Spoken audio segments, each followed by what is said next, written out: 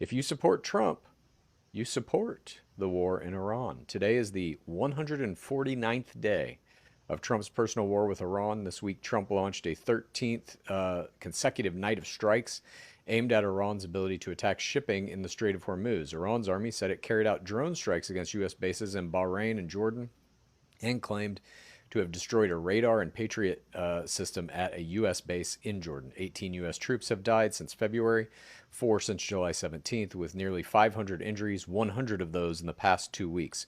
Instead of any attempt at diplomacy to end the war, Trump instead threatened to, quote, bomb and destroy one bridge or power plant for any attack against a ship in the strait.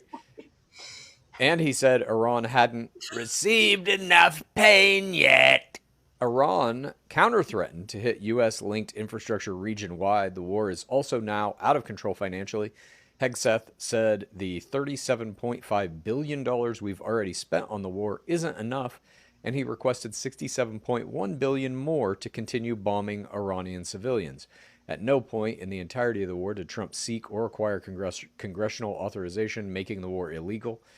This week, the House passed a resolution 214 to 208 urging Trump to end the war, while the Senate then rejected a binding version of that for 47 to 49. Mom, do you support the war in Iran?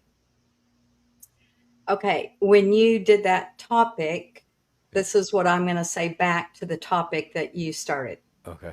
I can support Trump, but I can say I don't like the direction that the war is going. The direction, Yes. the direction is gone. And This thing is so far out of his control or anyone's control in our government.